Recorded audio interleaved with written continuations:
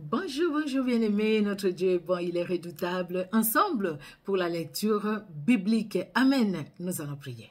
Merci Seigneur Dieu de gloire pour ce temps que tu nous accordes encore éternel aujourd'hui, afin que nous puissions faire la lecture biblique. Que l'honneur et la gloire montent à toi, le puissant de Jacob, dans le nom puissant de Jésus-Christ. Amen. Amen, amen. Soyez richement bénis, vous qui nous suivez sur Facebook et vous qui nous suivez sur YouTube. Que Dieu vous bénisse dans son amour. Amen, amen. Alors, nous allons lire 2 Samuel 19, c'est la lecture du 23 septembre. 2 Samuel 19, Ézéchiel 26, 2 Corinthiens 12, les psaumes 67, Proverbes 23, de 29 à 35. Alors, nous lisons... Nous commençons par 2 Samuel au chapitre 19. Amen, amen, amen. 2 Samuel 19. Nous lisons au nom de Jésus. On vint dire à Joab, voici les rois pleurent et se lamentent à cause d'Absalom. Et la victoire de ces jours fut changée en deuil pour tous les peuples, car en ces jours, les peuples entendaient dire, le roi est affligé à cause de son fils. Ces mêmes jours, les peuples rentrèrent dans la ville à la dérobée, comme l'auraient fait des gens honteux d'avoir pris la fuite dans les combats. Les rois s'étaient couverts les visages et ils criaient à haute voix, « Mon fils Absalom, mon fils, Absalom, Absalom, mon fils, mon fils !» Joab entra dans la chambre où était le roi et dit, « Tu couvres aujourd'hui de confusion la face de tous tes serviteurs qui ont aujourd'hui sauvé ta vie, celle de tes fils et de tes filles, celle de tes femmes et de tes concubines. Tu aimes ceux qui te haïssent et tu hais ceux qui t'aiment, car tu montres aujourd'hui qu'il n'y a pour toi ni chef ni serviteur. Et je vois maintenant que si Absalom vivait et que nous soyons tous morts en ces jours, cela serait agréable à tes yeux.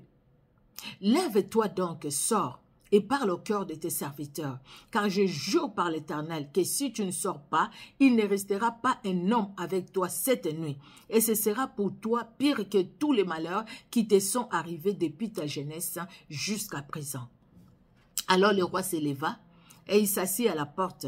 On fit dire à tout le peuple, « Voici le roi est assis à la porte. » Et tout le peuple vint devant le roi.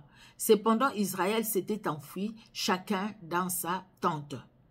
Et dans toutes les tribus d'Israël, tous les peuples étaient en contestation, disant, « Le roi nous a délivrés de la main de nos ennemis, c'est lui qui nous a sauvés de la main des Philistins, et maintenant, il a dû fuir du pays devant Absalom. Or, Absalom, que nous avions oint pour qu'il règne sur nous, est mort dans la bataille. Pourquoi ne parlez-vous pas de faire revenir le roi? » De son côté, le roi David envoya dire aux sacrificateurs Tsadok et Abiatar, « Parlez aux anciens de Juda et dites-leur, pourquoi seriez-vous les derniers à ramener le roi dans sa maison? Car ce qui se disait dans tout Israël était parvenu jusqu'au roi. Vous êtes mes frères, vous êtes mes os et ma chair. Pourquoi seriez-vous les derniers à ramener le roi? Vous direz aussi à Amasa, n'es-tu pas mon os et ma chair? Que Dieu me traite dans toute sa rigueur si tu ne deviens pas devant moi pour toujours chef de l'armée à la place de Joab. » David fléchit les cœurs de tous ceux de Juda, comme s'il n'avait été qu'un seul homme, et ils envoyèrent dire au roi, « Reviens, toi et tous tes serviteurs. » Le roi revint et arriva jusqu'au Jourdain. Et Judas se rendit à Gilgal afin d'aller à la rencontre du roi et de lui faire passer les Jourdains. Shimei, fils de Gera, benjamite, qui était de Bachurim, se hâta de descendre avec ceux de Juda à la rencontre du roi David. Il avait avec lui 1000 hommes de Benjamin et Tiba, serviteurs de la maison de Saïl, et les 15 fils et les 20 serviteurs de Tiba. Ils passèrent le Jourdain à la vue du roi. Les bateaux mis à la disposition du roi faisaient la traversée pour transporter sa maison. Et au moment où le roi allait passer le Jourdain, Shimei, fils de Gera, se prosterna devant lui. Amen, amen. et dit au roi que mon Seigneur ne tienne pas compte de mon iniquité, qu'il oublie que ton serviteur l'a offensé le jour où le roi, mon Seigneur, sortait de Jérusalem, et que le roi n'y ait point égard. Car ton serviteur reconnaît qu'il a péché. Et voici, je viens aujourd'hui le premier de toute la maison de Joseph à la rencontre du roi, mon Seigneur. Alors, Abishai, fils de Cherouja, prit la parole et dit, Shimei ne doit-il pas mourir pour avoir maudit les oins de l'Éternel? Mais David dit, qu'ai-je à faire avec vous, fils de Cherouja? Et pourquoi vous montrez-vous aujourd'hui mes adversaires? Aujourd'hui ferait-on mourir un homme en Israël? Ne sais-je donc pas que je règne aujourd'hui sur Israël? Et le roi dit à Shimei, tu ne mourras point. Et le roi les lui jura. Mephibosheth, fils de Saül, descendit aussi à la rencontre du roi. Il n'avait point soigné ses pieds, ni fait sa barbe, ni lavé ses vêtements, depuis le jour où le roi s'en était allé jusqu'à celui où il revenait en paix. Lorsqu'il s'est rendu au-devant du roi à Jérusalem, le roi lui dit, « Pourquoi n'es-tu pas venu avec moi, Mephibosheth ?» Et il répondit, « Ô roi, mon Seigneur, mon serviteur m'a trompé, car ton serviteur qui est boiteux avait dit, « Je ferai sceller mon âne, je le monterai et j'irai avec le roi. » Et il a calomnié ton serviteur auprès de mon Seigneur le roi. Mais mon Seigneur le roi est comme un ange de Dieu. Fais ce qui te semblera bon. Car tous ceux de la maison de mon père n'ont été que des gens dignes de mort devant le roi mon Seigneur. Et cependant, tu as mis ton serviteur au nombre de ceux qui mangent à ta table. Quel droit puis-je encore avoir et qu'ai-je à demander au roi? Le roi lui dit, à quoi bon toutes tes paroles? Je l'ai déclaré, toi et Tiba, vous partagerez les terres. Et Mephibosheth dit au roi, qu'il prenne même les tout, puisque le roi mon Seigneur rentre en paix dans sa maison. Barzillai, les Galaadites, descendit de Rokelim et passa le Jourdain avec le roi pour l'accompagner jusqu'au-delà du Jourdain. Barzillai était très vieux, âgé de 80 ans. Il avait entretenu le roi pendant son séjour à Mahanaïm, car c'était un homme fort riche. Le roi dit à Barzillai, « Viens avec moi, je te nourrirai chez moi à Jérusalem. » Mais Barzillai répondit au roi, « Combien d'années vivrai-je encore pour que je monte avec le roi à Jérusalem? Je suis aujourd'hui âgé de 80 ans. Puis-je connaître ce qui est bon et ce qui est mauvais? Ton serviteur peut-il savourer ce qu'il mange et ce qu'il boit? Puis-je encore entendre la voix des chanteurs et des chanteuses? Et pourquoi ton serviteur serait-il encore à charge à mon Seigneur le roi? Ton serviteur ira un peu au-delà du Jourdain avec le roi. Pourquoi d'ailleurs le roi m'accorderait-il ses bienfaits? Que ton serviteur s'en retourne et que je meure dans ma ville, près du sépulcre de mon père et de ma mère. Mais voici ton serviteur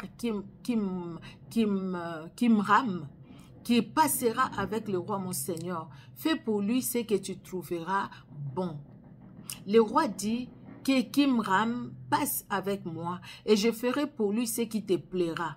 Tout ce que tu désireras de moi, je te l'accorderai.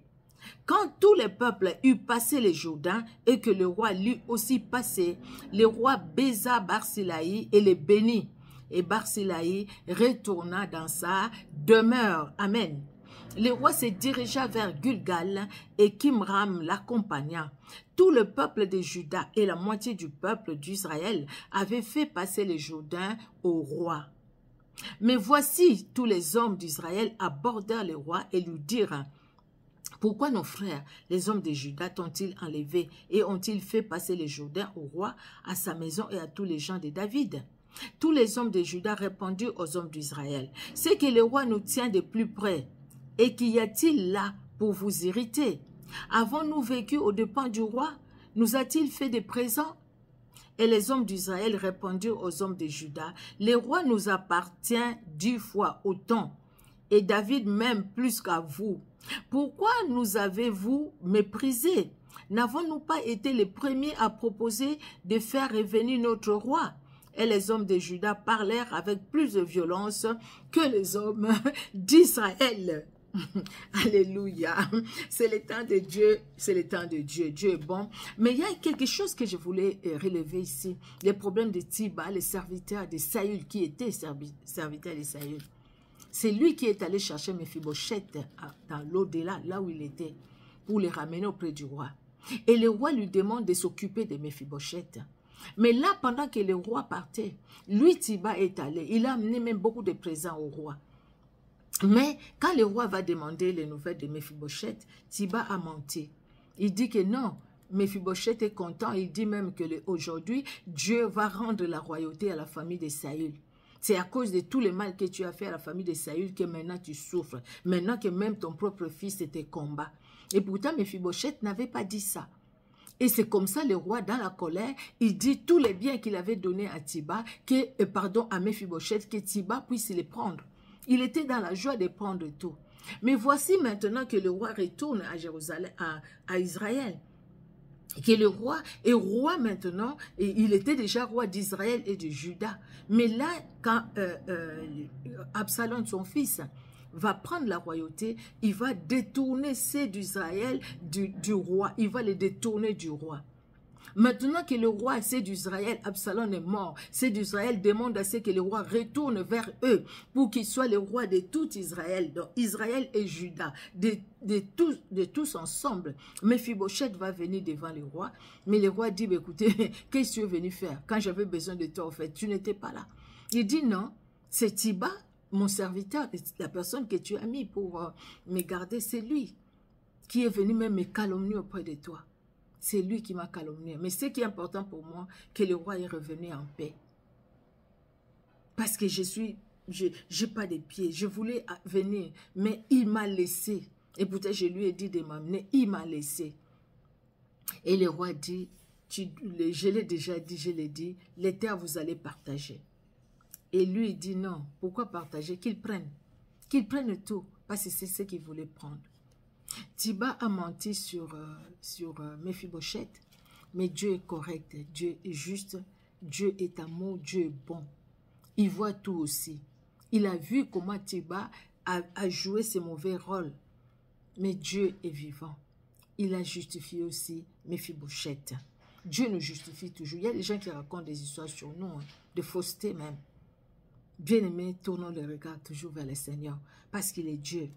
Tôt ou tard, les mensonges viennent par l'ascenseur, comme on le dit chez moi au Congo. La vérité, ça prend les escaliers. Doucement, doucement, doucement, doucement. Et la vérité finit par arriver. La vérité finit par paraître au grand jour. La vérité triomphe et triomphera toujours. La vérité gagne et gagnera toujours. Restons vrais dans la vérité, parce que la vérité, c'est Dieu, c'est Jésus-Christ. Le chemin, la vérité et la vie. Les mensonges, c'est le diable. C'est le diable. Il va paraître en premier, mais ce n'est pas lui qui va donner la vie. C'est Jésus-Christ qui donne la vie. Il prend son temps des fois pour agir, mais notre temps n'est pas son temps. Il agit au moment opportun. Quand il agit, c'est-à-dire c'est le moment vraiment pour agir, parce qu'il est Dieu. Amen, amen. Nous allons aller dans les livres d'Ézéchiel. Ézéchiel 26.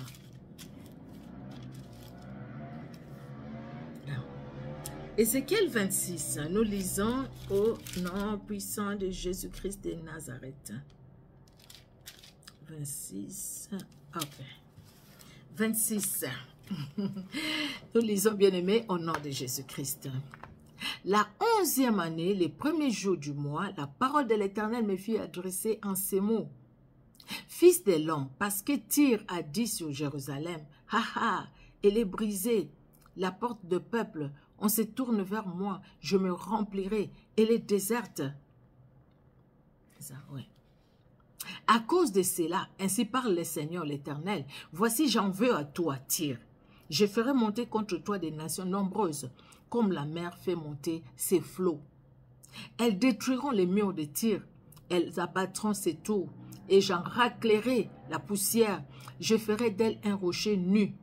Elle sera dans la mer un lieu où l'on étendra les filets, car j'ai parlé, dit le Seigneur, l'Éternel. Elle sera la proie des nations. Ses filles sur son territoire seront tuées par l'épée, et ils sauront que je suis l'Éternel. Car ainsi parle le Seigneur, l'Éternel. Voici j'amène du septentrion contre Tyr, Nebuchadnezzar, roi de Babylone, les rois des rois, avec un petit R, avec des chevaux, des chars, des cavaliers et une grande multitude de peuples. Il tuera par l'épée tes fils, tes filles sur ton territoire. Il fera contre toi des retranchements. Il élèvera contre toi des terrasses et il dressera contre toi les boucliers. Il dirigera les coups de son bélier contre tes murs et il renversera tes tours avec ses machines. La multitude de ses chevaux te couvrira de poussière. Tes murs trembleront au bruit des cavaliers, les roues et des chars, lorsqu'il entrera dans tes portes, comme on entre dans une ville conquise. Il foulera toutes tes rues avec les sabots de ses chevaux. Il tuera ton peuple par l'épée, et les monuments de ton orgueil tomberont à terre. On enlèvera tes richesses, on pillera tes marchandises, on abattra tes murs, on renversera tes maisons de plaisance et l'on jettera au milieu des eaux tes pierres, ton bois et ta poussière. Je ferai cesser le bruit de tes chants et l'on n'entendra plus le son de tes harpes. Je ferai de toi un rocher nu, tu seras un lieu où l'on étendra le filet, tu ne seras plus rebâti. Car moi, l'Éternel, je parlais, dit le Seigneur, l'Éternel. Ainsi parle à Tyr. Ainsi parle à Tyr. Le Seigneur, l'Éternel, au bruit de ta chute, quand les mourants gémissent, quand le carnage est dans ton sein, les îles tremblent. Tous les princes de la mer descendent de leur trône. Ils ôtent leurs manteaux et quittent leurs vêtements brodés. Ils s'enveloppent de frayeur et s'asseyent sur la terre. À chaque instant, l'épouvante les saisit et ils sont consternés à cause de toi. Ils prononcent sur toi une complainte et te disent « Et quoi?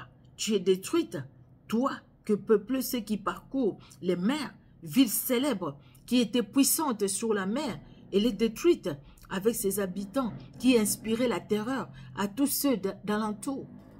Maintenant, les îles tremblent au jour de ta chute. Les îles de la mer sont épouvantées de ta fin. Car ainsi parle le Seigneur, l'Éternel. Quand je ferai de toi une ville déserte, comme les villes qui n'ont point d'habitants, quand je ferai monter contre toi l'abîme et que les grandes eaux te couvriront, je te précipiterai avec ceux qui sont descendus dans la fosse vers le peuple d'autrefois. Je te placerai dans les profondeurs de la terre, dans les solitudes éternelles, près de ceux qui sont descendus dans la fosse, afin que tu ne sois plus habité. Et je réserverai la gloire pour le pays des vivants. Je te réduirai au néant, et tu seras plus. Et je te réduirai au néant, et tu ne seras plus. On te cherchera, et l'on ne te trouvera plus jamais, dit le Seigneur, l'Éternel. Dieu est Dieu, Dieu est puissant. Alléluia. Les grands problèmes, c'est le verset 2. Fils de l'homme, parce que Tyr a dit sur Jérusalem, elle est brisée, la porte de peuple, on se tourne vers moi, je me remplirai, elle est déserte. Parce que Tyr, tu voulais tirer la gloire. Parce que Tyr, tu t'es moqué de Jérusalem. Regarde ce qui va t'arriver. Destruction, destruction, destruction. Parce que c'est l'Éternel des armées qui parle. Dieu dit, c'est moi, le Seigneur, l'Éternel. Sa parole est immuable. Sa parole, qui peut les changer? C'est la parole de Dieu. Alléluia. Puisque tu t'es moqué de Jérusalem, puisque toi, tu prends ton temps à te moquer des serviteurs et des servantes de Dieu, attention. Attention, attention, attention. Leur vengeur est vivant. Notre vengeur est vivant. Amen, amen. Il est vivant, notre vengeur. 2 Corinthiens chapitre 12. Il faut se glorifier. Cela n'est pas bon. J'en viendrai néanmoins à des visions et à des révélations du Seigneur. Je connais un homme en Christ qui fut, il y a 14 ans, ravi jusqu'au 3e ciel. Si ce fut dans son corps, je ne sais. Si ce fut hors de son corps, je ne sais. Dieu le sait. Et je sais que cet homme, si ce fut dans son corps ou sans son corps, je ne sais, Dieu le sait, fut enlevé dans le paradis et qu'il entendit des paroles ineffables qu'il n'est pas permis à un homme d'exprimer. Je me glorifierai d'un tel homme, mais de moi-même, je ne me glorifierai pas, sinon de mes infirmités. Si je voulais me glorifier, je ne serais pas un insensé, car je dirais la vérité. Mais je m'en abstiens, afin que personne n'ait à mon sujet une opinion supérieure à ce qu'il voit en moi ou à ce qu'il entend de moi. Il s'agit bien de Paul qui parle de lui-même. Et pour que je ne sois pas enflé d'orgueil à cause de l'excellence de ces révélations, il m'a été mis une écharde dans la chair, un ange de Satan pour me souffleter et m'empêcher de m'enorgueillir. 3 fois j'ai prié le Seigneur de l'éloigner de moi et il m'a dit, ma grâce te suffit, car ma puissance s'accomplit dans la faiblesse. Je me glorifierai donc bien plus volontiers de mes faiblesses, afin que la puissance de Christ repose sur moi. Alléluia. C'est pourquoi je me plais dans les faiblesses, dans les outrages, dans les calamités, dans les persécutions, dans les détresses. Pour Christ, car quand je suis faible, c'est alors que je suis fort. Amen. J'ai été un insensé. Vous m'y avez contraint. C'est par vous que je devais être recommandé, car je n'ai été inférieur en rien aux apôtres par excellence, quoique je ne sois rien. Les preuves de mon apostolat ont éclaté au milieu de vous par une patience à toute épreuve, par des signes, des prodiges et des miracles. En quoi avez-vous été traité moins favorablement que les autres églises? Sinon en ce que je ne vous ai point été à charge. Pardonnez-moi ces torts. Voici pour la 3e fois, je suis prêt à aller chez vous, et je ne vous serai point à charge, car ce ne sont pas vos biens que je cherche, c'est vous-même. Ce n'est pas en effet aux enfants à amasser pour leurs parents, mais c'est aux parents d'amasser pour leurs enfants. C'est aux parents d'amasser pour leurs enfants. Alléluia. Pour moi, je dépenserai très volontiers et je me dépenserai moi-même pour vos âmes. Disais-je, en vous aimant davantage, être moins aimé de vous. Soit je ne vous ai point été à charge, mais un homme astucieux, je vous ai pris par ruse. Ai-je tiré du profit de vous par quelqu'un de ceux que je vous ai envoyés? J'ai engagé Tite à aller chez vous et avec lui j'ai envoyé les frères. Est-ce que Tite a exigé quelque chose de vous? N'avons-nous pas marché dans les mêmes esprits, sur les mêmes traces? Vous vous imaginez depuis longtemps que nous nous justifions auprès de vous. C'est devant Dieu en Christ que nous parlons. Et tout cela, bien-aimés, nous le disons pour votre édification. Car je crains de ne pas vous trouver à mon arrivée tel que je voudrais et d'être moi-même trouvé par vous tel que vous ne voudriez pas. Je crains de trouver des querelles, de la jalousie, des animosités, des cabales, des médisances, des calomnies, de l'orgueil, des troubles. Je crains qu'à mon arrivée, mon Dieu ne m'humilie de nouveau à votre sujet et que je n'aie à pleurer sur plusieurs de ceux qui ont péché précédemment et qui ne sont pas repentis de l'impureté, de l'impudicité et des dissolutions auxquelles ils se sont livrés. Les leaders, voilà, un pasteur, voilà, quelqu'un qui a la tête, un berger, voilà un berger, qui a un seul objectif, que les âmes soient sauvées. Un seul objectif, que les âmes soient sauvées. Que la parole de Dieu que la parole de Dieu soit annoncée, que la parole de Dieu soit prêchée. Un seul objectif. C'est ce qui doit nous animer. C'est ce qui doit nous caractériser. Chercher la gloire et la gloire de Dieu. Paul dit, je n'ai été à charge à personne. Paul n'a pas dépouillé l'Église. Au contraire, il s'est dépouillé lui-même pour la gloire de Dieu. Il a donné à l'Église beaucoup plus. Il est dit, c'est lui-même qui l'a dit. Que Dieu fasse de nous ces hommes et ces femmes qui se dépouillent pour la gloire de Dieu, mais qui ne cherchent pas à dépouiller pour s'enrichir, mais au contraire, qui se dépouillent pour la gloire de Dieu, pour donner ce que nous avons reçu de Dieu aux autres aussi, pour leur donner par la grâce de Dieu. Amen, amen. Que Dieu dans son amour vous bénisse. Nous allons aller dans les psaumes 67. Nous lisons au nom puissant de Jésus-Christ de Nazareth. Au chef des chantres, avec instrument à cordes, psaume, cantique. Que Dieu ait pitié de nous et qu'il nous bénisse, qu'il fasse luire sur nous sa face, afin que l'on connaisse sur la terre ta voix et parmi toutes les nations ton salut. Le peuple te loue, ô Dieu, tout le peuple te loue. Les nations se réjouissent et sont dans l'allégresse, car tu juges le peuple avec droiture et tu conduis les nations sur la terre. Alléluia. Le peuple te loue, ô Dieu, tout le peuple te loue. Alléluia. La terre donne ses produits. Dieu notre Dieu nous bénit. Amen, amen. Dieu nous bénit et toutes les extrémités de la terre les craignent.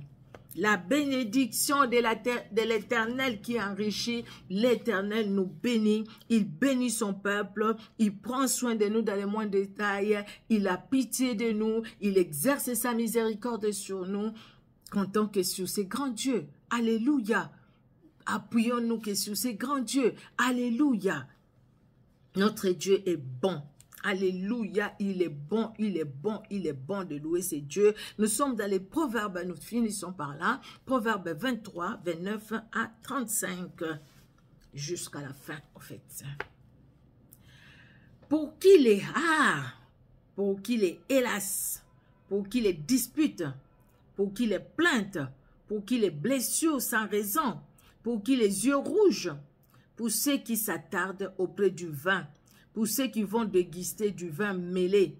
Ne regarde pas le vin qui paraît d'un beau rouge, qui fait des perles dans la coupe et qui coule aisément. Il finit par mordre comme un serpent et par piquer comme un basilic. Tes yeux se porteront sur des étrangères et ton cœur parlera d'une manière perverse. Tu seras comme un homme couché au milieu de la mer, comme un homme couché sur le sommet des mâts. On m'a frappé, je n'ai point de mal. On m'a battu, je ne sens rien. Quand me réveillerai-je, j'en vais encore. Quand je me réveillerai, j'en vais encore. Disciplinons-nous. C'est ce que le Seigneur veut de chacun de nous. Disciplinons-nous, bien-aimés. Ici, on parle de vin. Au fait de l'ivresse, hein? Si j'ai bien compris, cette personne-là a bu et il est vraiment dans l'ivresse, hein? Il ne se contrôle plus. Enivrons-nous plutôt du Saint-Esprit, de la présence du Saint-Esprit. Aimons cette présence. Le Saint-Esprit nous fait du bien. Et la présence de Dieu nous fait du bien. J'aime ta présence, Jésus. Et quand nous aimons la présence de Jésus-Christ, au fait, c'est la présence du Saint-Esprit que nous aimons. Vous voyez? C'est la présence du Saint-Esprit que nous aimons, bien-aimés dans le Seigneur. Que Dieu, dans son amour, bénisse tout un chacun. Que Dieu se révèle encore dans nos vies. Que Dieu se révèle encore puissamment, puissamment et puissamment, parce qu'il est celui qui nous a aimés, qui nous aime et qui nous aimera. Soyez richement bénis pour ce moment de prière, ce moment de partage, en fait, de la lecture biblique. On se donne rendez-vous pour la prochaine fois où nous allons encore nous retrouver ensemble et lire la parole de Dieu. Aimons la parole de Dieu. Aimons cette parole qui n'est pas la parole d'un homme, mais la parole qui vient d'en haut. Alléluia. Et cette parole qui nous a été donnée, cette parole par laquelle nous sommes sauvés, nous sommes libérés, nous sommes devenus enfants de Dieu. Cette parole par laquelle nous sommes délivrés. Alléluia, alléluia, alléluia. Que Dieu soit honoré vraiment dans son amour parce qu'il est Dieu. Nous allons prier. Nous te louons, Seigneur, pour ce temps que tu nous as accordé. Merci pour ta parole, éternelle, qui nous fait du bien. Merci, Seigneur, parce que tu nous montres, éternel Dieu de gloire, que ce que tu as prévu pour chacun de nous, si cela n'est pas accompli encore, quelles que soient les épreuves, éternel Dieu de gloire, rien ne nous empêchera d'entrer dans ton plan et de vivre tes merveilles. Pour David, éternel Dieu de gloire, parce qu'il était dit qu'il va régner sur Israël et Juda, éternel Dieu de gloire, il a régné. Même si pendant son règne, son propre fils l'a combattu, éternel des armées, tu t'es occupé des ennemis de David. Et éternel, voilà aujourd'hui, David est allé, Seigneur Dieu de gloire, est allé aussi, ceux d'Israël ont demandé à ce que David aille régner aussi sur eux, parce que c'était dans ton plan merveilleux. Les obstacles, les difficultés n'ont pas empêché à ton plan de s'accomplir dans la vie de David. De même pour chacun de nous, éternel Dieu de gloire, rien n'empêchera à ton plan merveilleux de s'accomplir dans nos vies, sauf si nous nous écartons de ta voix. Et nous refusons de nous écarter de ta voix. Nous refusons de sortir, Seigneur Dieu de gloire, de ta voix. Nous voulons demeurer dans ta présence. Nous voulons, Seigneur, tourner nos regards que vers toi. Nous voulons, Jésus, en dépit des épreuves, nous consacrer à toi, éternel Dieu de gloire, et te chercher, Jésus-Christ de Nazareth, et nous attendre à toi, nous attendre à ton secours éternel, qui est toujours là, éternel. Tu es le secours qui ne manque jamais dans la détresse. Alléluia. Tu es notre Dieu, tu es notre roi. À toi l'honneur, à toi la gloire. Que nos familles soient bénies, que nos vies soient bénies, que Seigneur Dieu de gloire, tout ce que nous entreprendrons, Seigneur, soit béni, éternel Dieu d'amour. Merci et merci encore pour ta fidélité. Dans les noms puissants de Jésus-Christ que nous avons prié. Amen. Amen, amen, amen. Que Dieu vous bénisse, bien-aimés dans le Seigneur. Soyez bénis, vous qui nous suivez sur Facebook. Soyez bénis, vous qui nous suivez sur YouTube. Soyez richement bénis. Et à bientôt pour la prochaine lecture, à la prochaine lecture biblique, voilà. Déjà demain, donc à la prochaine lecture biblique. Soyez bénis, au revoir.